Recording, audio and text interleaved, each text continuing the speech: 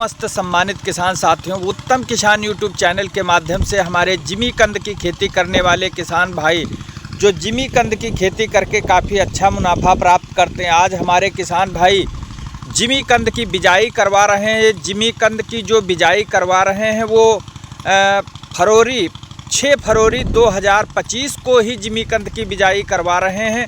आज हमारे किसान भाई पूरी जानकारी देंगे कि फरवरी माह में बिजाई करवा रहे हैं और कौन कौन से इसमें खाद एवं रसायन का प्रयोग करवाया है पूरे प्लाट में, और कितने ग्राम का कंद, एक कंद कितने ग्राम का काटा है, कितने बाई कितने पर इसकी बिजाई करवा रहे हैं, जब इसकी मिट्टी चढ़ाई जाएगी तब कौन सी विधि अपनाई जाएगी, और ये जिमीकंद कब तैयार हो जाएगा, कच्चा माल कब तैयार हो जाएगा और पका माल कब तैयार हो जाएगा, हमारे किसान भाई पूरी जानकारी देंगे। किसान भाई आपका शुभ नाम? मेरा नाम योगेंद्र त्रिपाठी है। वैसे हम पेशे से इंजीनियर हैं, इलेक्ट्रॉनिक्स इंजीनियर, मगर हमारी पैतृक खेती है और खेती में भी हमारी बड़ी रुचि है। और इसमें हमारा उद्देश्य है कि इस जो पर्यावरण में है, भौतिक पर्यावरण के साथ साथ नेचर से ज़रूर जोड़ा जाए, मतलब सस्टेनेबल डेवलपमेंट एजेंडा 21 कहता है, उसकी तरफ हमारा ध्येय हमेशा रहता है। तो इसके उपलब्ध में ही हमारा यही नहीं है कि जैसे जो कार्य हम करें तो हमको सुकून मिले, एक देश के लिए, एक समाज के लिए, एक स्वास्थ्य के लिए अच्छा कार्य करें। ये जिमीकंद का पेड़ है, ये जिमीकंद का एक पार्ट है, समझ लीजिए, ये बड़ा होता है जिमीकंद, एक पार्ट है, ठीक है, सूरन भी कहते हैं। अब इसमें सल्फर की पर्याप्त मात्रा होती है, तो ये सल्फर की मात्रा के लिए ये हमारे यहाँ पहले से दिवाली में खाया जाता था कि सल्फर की मात्रा एक मतलब बताया गया, रूटीन में कर ही दिया था कि दिवाली में एक बार ज़रूर खाना है। उसका उद्देश्य क्या, सब वैज्ञानिक विधि, मतलब भारतीय सभ्यता ही वैज्ञानिक सभ्यता है, उसको कहीं दूसरे से सीखने की जा रहे तो नहीं, पूरा मतलब नासा हम नहीं, ये नासा कहता है कि भारतीय सभ्यता या भारतीय जो विधियाँ हैं वो सब वैज्ञानिक सभ्यताएँ हैं, वैज्ञानिक, हर चीज़ वैज्ञानिक विधि से। दिवाली में जिमीकंद खाना, तो उसका उद्देश्य क्या होता है, ये सल्फर, इसमें सल्फर होती है, जो सल्फर जितनी स्किन वाली दवाई हैं सब में सल्फर के ही बेस पर बनती हैं। तो स्किन संबंधी ज़्यादा विकार है, ब्लड के विकार हैं, ये सब ये दूर करता है। अब इसकी जो है, इसकी खेती करने का उद्देश्य ये है कि ये दवाइयों में सप्लाई हो जाता है। अरे दवाइयों में ये हमारे यहाँ से दुबई तक इसका गया, बड़ी डिमांड रहती है, ठीक, क्योंकि दवाओं में बहुत उपयोगी, तो इसका रेट भी बहुत अच्छा मिल जाता है।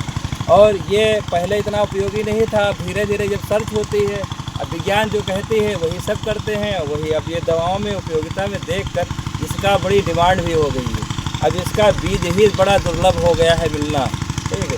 हमारे यहाँ गांव में पहले से बुआई हो रही है, बहुत पहले से, तो धीरे धीरे कुछ बीज हमको उपलब्ध ही हो गया है। हमने भी ये बीज बढ़ाया हुआ, इतना एरिया किया है हमारे पास। अब जो है करीब मतलब 2 बीघे एरिया का, मतलब उसको कहें तो दो एयर करीब, एयर में कहिए तो 100 एयर करीब हुआ, मतलब मीटर। तो ये आज किसान भाई जो जिमीकंद की बिजाई करवा रहे हैं, कौन सी विधि करवा रहे हैं? ये गड्ढा विधि है, मतलब ये जो है मेड़ गड्ढा विधि इसको नाम दिया जाए। अच्छा, मेड़ पर ही गड्ढे बनाए गए हैं, हाँ। उनसे ही रुपाई करते हैं। अच्छा, ये कितने ग्राम का कंद काटे हैं आप? ये करीब 100 ग्राम का होगा, नहीं 400 से 500 ग्राम। नहीं, अच्छा, ये कंद तो बड़ा होता है, उसी का पार्ट है, तो करीब 150 ग्राम 150 ग्राम हो सकता है। और कोई ऐसा नहीं कि इसमें हम लोग ये देखते हैं कि इसमें अंकुर आ जाए, अच्छा, ऐसा नहीं कि यहाँ पर कुछ कोई ही ना हम डाल दें, तो बाद में इसमें से कोई अंकुरण ना हो। तो कितने बाई कितने पर बिजाई करवा रहे हैं ये? हाँ, ये आपका ये 4 फीट इधर से रहता है, जिससे अच्छा, हमारा बीच में जैसे ये मेड़ है तो इसके इधर से भी अच्छा, रहता है, दोनों साइड बिजाई करवाएंगे। 4 फीट का बिल्कुल सही तरीका रहता है। अच्छा, इससे जो है वहाँ से हमारा टेरर निकल जाए। इसमें देखिए ये जो विधि बताई गई है बोने का तरीका हम सबसे पहले बता रहे हैं, प्राइमरी रूप से कैसे इसकी बुआई हमने किया। तो हमने सबसे पहले इस खेत में गन्ना साइड में गेहूँ आप देख रहे हैं, इधर सब गन्ना लगा था, तो गन्ने का ये खेत पहले से हमारा इसमें बोया भी था, पहले इसमें कभी बोया भी था, तो इसमें खाली किया। इसके बाद हमने गन्ने की जो पत्ती थी, मतलब बायोम कैसे बने, तो गन्ने की पत्ती को इस पर डाल दिया, और फिर गन्ने की पत्ती की उसकी हमने साथ में जुताई कर दिया, और जुताई करने के बाद बढ़िया बायोगैस, मतलब ये सब हम काम कर रहे हैं दिसंबर से पूरा वर्क हो रहा है। फिर इसमें किसे बायोम पर्याप्त मिल जाए, मतलब पूर्ण रूप से जैविक रहे, क्योंकि यहाँ धनिया की पत्ती ये भी जैविक की डिमांड है, इसमें खाद वाद की ज़्यादा जरूरत नहीं होती, और फिर जैविक के जो पोषक तत्व हैं वो मिलते रहें। तो उसके लिए हमने क्या किया कि इसमें पहले वही मल्चिंग कर दिया गन्ने की पत्ती को, और मल्चिंग करके खूब लेयरों में बिछा के पानी भर के फिर टिलर से जुताई करके पूरी मल्चिंग कई बार जुताई करते रहे, बार बार मल्चिंग करते रहे, तो खेत तैयार हो गया। तो हमने ये धनिया का पेड़ देखते हैं, इसकी हमने ये बना के टिलर से पूरे एरिया बना के उसके बाद उस पर बुआई करके और हमने बरहे बना दिए, ये मेड़े बना दिए। अब मेड़े से क्या फ़ायदा होता है कि धनिया की पत्ती इनमें जो जिमीकंद है ये ऊपर लगता है साइड में यहाँ पर, और ये अंदर से पानी इसके पास जड़ों में पहुँचता रहेगा, कि पानी नालियों से जब पानी जाता है तो उसको हानिकार भरता नहीं है, और उसको जड़ों को पर्याप्त पानी उतना ही मिलता है, इतना नमी चाहिए, तो इससे फ़ायदा रहता है। फिर हम देखिए अब इसी खेत में जो धनिया की बुआई हो गई है, इसी में क्या है मेड़ों से गड्ढा मेड़ विधि द्वारा हम क्या कर रहे हैं, गड्ढा मेड़ विधि द्वारा इसमें बुआई करा रहे हैं। खुरपे से आसानी से हो जाता है, इसमें कोई ऐसा कठिन काम नहीं है। तो बीज लिया, बीज हमारे पास था ही पहले से, और इससे रुपाई करा रहे हैं। और ये रुपाई से ये है कि ये इसी में अब जब फरवरी का है, आज 6 फरवरी है, 6 फरवरी को बुआई हो रही है, तो इसमें जम जाएगा। अब ये जमने के साथ साथ इसमें जब जमेगा, धनिया तो तैयार होती रहेगी। धनिया अभी पत्तियों की आवश्यकता होती है, होली के सीज़न में बहुत, और होली के बाद पत्तियाँ धीरे धीरे आ ही गई, तो पत्तियाँ ये गर्मी के सीज़न में सब हट जाएगी, पत्तियों की बिक्री हो जाएगी, और ये तब तक जिमीकंद बाहर निकल आएगा। उससे ये होगा साफ फसली का हमको लाभ मिल जाएगा, और पानी तो हमको दोनों में आवश्यकता है लगाने की, पानी की, और ये खाद का इसमें बहुत ऐसी खाद की कोई ऐसी ज़रूरत नहीं होती। फिर भी कोई पोषक पदार्थ की कमी लगती है, तो वैसे हमने इसको पूरा बायोम से बना दिया है, जैविक रूप से। इसके ऊपर अभी हम फिर से पत्ती या जितना वो है जीवोम वो बिछा देंगे। अभी हमारे पास तैयार होगा इसका जो है सरसों का जो सरसों से निकले हुए जितना अवशिष्ट है वो हम इसी पर बिछा देंगे। इसमें बिछाने से क्या होता है कि उसमें पत्ती तो निकल जाएगी, इसके बाद सरसों का बिछा देंगे।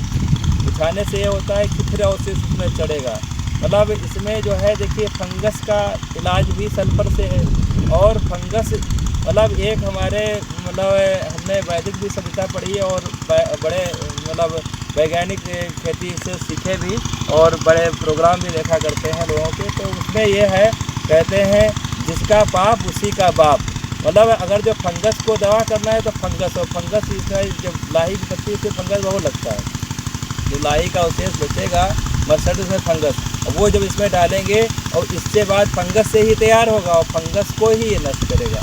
तो ये एक फार्मूला ही होता है, ये हमारा वैदिक फार्मूला है।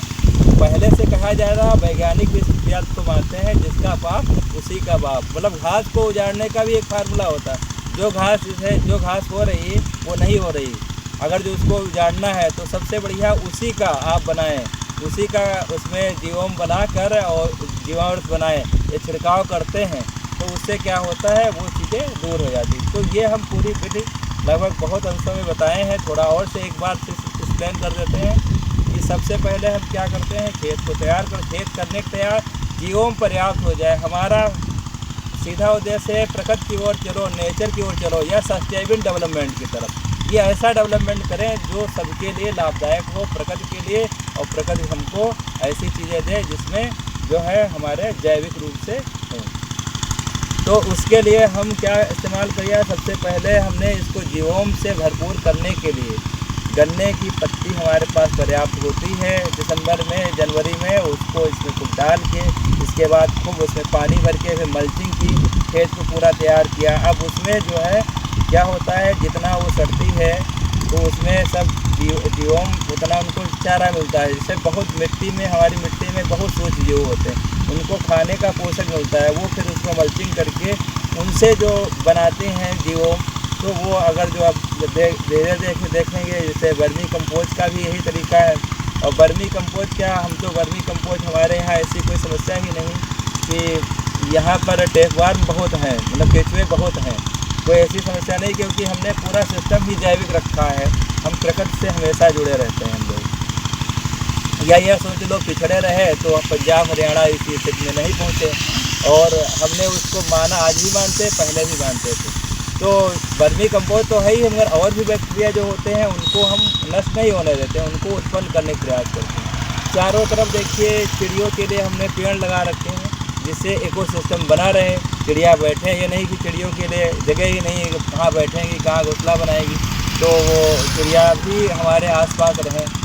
जीवों के लिए ये सब संसाधन है। फिर देखिए जब इकोसिस्टम एक बन जाता है तो उनसे बहुत फ़ायदे हमको होते हैं। एक तो रोग मुक्त खेती होती है, और हमको इत्यादि इतने जो केमिकल है वो नहीं डालना पड़ते हैं, केमिकल नहीं डालने पड़ते हैं, बिल्कुल प्राकृतिक वातावरण हो जाता है। वैसे भी इसमें ऐसा कोई है नहीं कि ये बहुत अच्छी चीज़ है जीविकांत, इसमें बहुत खाद या उसकी ज़रूरत ही नहीं होती। जिसका सीधे बुआई है, और बुआई के बाद इसमें जितना जीवम डाल पाओ वो सब डालते रहिए, ऊपर सड़ता रहेगा, वो उतना ही पेड़ अच्छा निकलेगा। और ये जब सीजन आएगा इधर जुलाई के बाद, जब बारिश होगी जुलाई के समय खूब, इसमें जब पानी पड़ता है, जितना हम जो अवशिष्ट डालते हैं वो सड़ता है, उतना ही इसकी अच्छी उपज होती है, बड़े बड़े पेड़ हो जाते हैं, और सबको खींच के बड़े बड़े पेड़ हो जाते हैं। और फिर इसमें कंद बैठ जाता है, ये कंद का ही एक पार्ट है जो 2 किलो 2.5 किलो, तो इससे मतलब काफ़ी अच्छी पैदावार हो जाती है। 1 बीघे में कितना जिमीकंद लग जाता है? 1 बीघे में करीब 40-50 कुंटल। 1 बीघे में पैदा हो जाता है? हाँ, पैदा ज़्यादा भी हो सकता है। अच्छा। ऐसी लिमिट नहीं। आप इसका आकार देखिए, आलू है कितना छोटा होता है, इसका आकार बड़ा हो जाता है काफ़ी, अब ये बड़ा हो जाता है। और हमारा ये भी है कि जैसे मिशन है कि इसको ये एरिया भी खाली इसमें कर दिए हैं, और थोड़ा अभी हमारे पास और है तो उसको और एरिया में करना है। पहले तो हमने बहुत कम एरिया में बोया था तो हमारे पास बीज कम हो पाया था। फिर आगे हमारा यही उद्देश्य है कि पूरा इधर आप दिखा दीजिए, इधर ये पूरा एरिया है, इसमें हमको जिमीकंद करना है एक बार। इससे मतलब क्राफ्ट का ये नहीं, हमेशा गेहूँ ही बोए। अब यहाँ पर इसे गन्ना हमारा हुआ, तो गन्ने में क्या है, अब क्रास वो करना बहुत ज़रूरी है। मतलब ये भी हमारी प्रकृति वैज्ञानिक खेती या वैदिक खेती ही बताती है कि आप क्राप का रोटेशन करते रहिए। तो अब ये हम गन्ना अगली बार नहीं बोएंगे इसमें क्या है, इसमें हमको जिमीकंद ही तैयार कर देना है। तो उससे ये होगा कि क्रॉप रोटेशन भी हो जाएगा, और जो कुछ खेतों की जो कुछ कमी होती है, कुछ एक्स्ट्रा होते, कुछ घासें होती वो समाप्त हो जाएंगी। फिर अगले बार रोटेशन करेंगे, दूसरी फसल बोएंगे। तो क्रॉप रोटेशन भी जरूरी है, और ये आपका लाभकारी है, मतलब उसमें आर्थिक भी लाभ पहुंचा रहा है। 1 एकड़ में और 1 बीघे में कितना जिमीकंद पड़ जाता है? 1 एकड़ में 1 बीघे में हमने जैसे पैदा ही किया है तो ये 40-50 कुंटल नहीं, बीज कितना पड़ जाता है? बीज 5 से 6 कुंटल पड़ जाता है। 5 से 6 कुंटल 1 बीघे में। अच्छा, जो खेत की तैयारी किए हैं किसान भाई, तो इसमें कौन कौन से खाद एवं रसायन का प्रयोग किया है? हमने तो पूरा आपको शुरुआत से बताया कि इसमें हमने बहुत कुछ खरपतवार वाली चीज़ें, जैसे हमने गन्ने का बताया, मल्चिंग किया गन्ने की पत्ती की, जिससे पूरा जीवोम बना रहा। अच्छा। हालांकि आपको इतनी नहीं सुविधा पड़ती है तो DAP वगैरह का थोड़ा इस्तेमाल कर सकते हैं, बहुत खादों की इसमें आवश्यकता नहीं, ये नेचर से बहुत पर्याप्त है। जितना ये मल्चिंग कर पाएँ, जितना ये इसे जितना अवशिष्ट पदार्थ है, कूड़ा कचरा जितना इस पर डाल पाएँ, वो उसका इससे ज़्यादा होगा। फंगस वाली चीज़ें जो दूसरे फसल को नष्ट कर देती, नमी बनी रहेगी, वो उसके लिए लाभदायक होती है। अच्छा। जितना अवशिष्ट होगा वो इसके लिए अवशिष्ट को इस पूरा खेत ढक ही जाए। पहले भी हमने अवशिष्ट को तैयार कर दिया है, और इसके बाद आप देखेंगे अभी धनिया की पत्ती हटा के इसके बाद अभी जमेगा, थोड़ा टाइम लगेगा, तुरंत तैयार नहीं हो जाएगा। तब तक धनिया की पत्ती हट जाएगी, इसके ऊपर फिर अवशिष्ट आपको पूरा जमा मिलेगा, सब सरसों का अवशिष्ट पूरा जमा मिलेगा। जो इस समय बिजाई करवा रहे हैं फरवरी 2025 में, कंद से कंद की दूरी क्या रख रहे हैं? अब ये हमारी कंद से कंद की दूरी तो 2 फीट पर्याप्त है। अगर यहाँ से हमने यहाँ पर हमको जो वो भी करना है, इस पर भी चलाना, जिससे 4 फीट रखते हैं, तेला भी बीच में निकालते हैं। तो 2 तरीके से, इधर से अगर जो हम कॉलम वाइज रखें तो 2 फीट, और इधर से अगर जो रखें रो वाइज तो 4 फीट। इस तरीके से बुआई करा रहे हैं। अच्छा, नमी की मात्रा कितनी होनी चाहिए? नमी की मात्रा होनी चाहिए। अब जैसे ऐसा नहीं कि इसमें धान की तरह पानी भरा होना चाहिए, मतलब एक बार भर जाए, और ये भी नहीं है कि बिल्कुल सूख ही जाए, क्योंकि नमी तो चाहिए हर पौधे को चलने के लिए। मगर ऐसा नहीं होता है कि तुरंत नष्ट नहीं होता जल्दी से कि 2 दिन जैसे पानी नहीं लगा तो बर्बाद गया, ऐसा कुछ नहीं। पानी भी जब सीजन आउट होता है तो गर्मियों में तो थोड़ा लगाना पड़ता है, नहीं तो बहुत बड़ी पानी की इसकी आवश्यकता नहीं। ये खुद फसल बताने लगती है कि हमको क्या आवश्यकता है। अंकुरण कितने दिन के बाद प्रारंभ हो जाएगा? अंकुरण इसमें 1 महीना लग जाता है करीब। अच्छा अच्छा। और 1 महीने के बाद इसका जो है वो उसमें निकलता है। फिर धीरे धीरे सीजन पर ज़्यादा डिपेंड होता है। अभी जब गर्मियाँ आ जाएंगी तो जल्दी से निकलने लगेगा। पड़ा रहेगा 1 से 1.5 महीने तक। जो सीजन पर बिजाई करने के बाद मल्चिंग करेंगे, कौन कौन सी चीज़ की मल्चिंग? तो हम पहले से कर चुके हैं इसमें। अच्छा। अब हम जितना अब इधर तैयार हो रहा है हमारे पास सरसों का, तो सरसों का हमारे पास जो जितना अवशिष्ट है सब इसमें हमको डालना है, पूरी लेयर बिछा दें। हमको कोई नहीं है, ऐसे पेड़ नहीं रुकेगा। जितना अवशिष्ट है उस पर डाल देना, उसमें पानी लगाना है, ये धनिया की पत्ती हट जाएगी। फिर उस अवशिष्ट से मतलब ये होगा कि उसमें जो उसका अंकुरण होगा तो बहुत अच्छे से उसको पोषक मिलकर बहुत अच्छा होता है। इस तरीके से हम पहले भी कर रहे हैं और ऐसे ज़्यादा अच्छा रहता है। जिमीकंद कि अन्य दुनिया से मतलब हम थोड़ी बहुत अगर खाद का भी प्रयोग करके वैसे भी कर सकते हैं। खेती की कोई मेथड नहीं होता है, अपनी परिस्थितियों के अनुसार। किसी के पास नहीं है तो क्या नहीं कर सकता, वो भी करता है, अच्छा करता है, हो सकता है हमसे भी अच्छा करता है। पर हमारे पास कुछ नेचुरल साधन भी बहुत हैं, उससे विश्वास भी है कि हम पूर्ण रूप से जैविक इसको बनाएं। जिमीकंद की कच्चे माल की खुदाई कब से प्रारंभ कर देंगे आप? जिमीकंद का जैसे खुदाई हुई थी अभी मतलब यही जनवरी दिसंबर में। कच्चे माल की खुदाई, कच्चे माल की खुदाई कब करेंगी? नहीं, वही कच्चे माल की उधर चालू हो जाती है। अब ये तो अभी लगा है। अच्छा अच्छा। पूरा 1 साल करीब लगता है पके माल के लिए। जो आप पके माल, हाँ, पका माल जो है। और कच्चा माल जो है दीपावली? कच्चा माल दीपावली में, जैसे दीपावली में हमारा चलन है तो दिवाली में भी तैयार हो जाता है। अच्छा और अच्छा। हमारी के इसकी बुआई भी करना होता है, बेचना। तो हम लोग लास्ट में थोड़ा बहुत भले दिवाली में बेच दें, बाकी उसको बाद में रखते हैं। अच्छा अच्छा। मतलब जनवरी फरवरी तक रखते हैं, जिससे बुआई में कोई असुविधा न हो, खराब न हो। किसान भाई आप अपना मोबाइल नंबर बता दीजिए जिससे कि अन्य किसान भाई आपसे अच्छी से अच्छी जानकारी ले सकें बिजाई के संबंध में। मेरा मोबाइल नंबर है 94 15 80 60 82। धन्यवाद।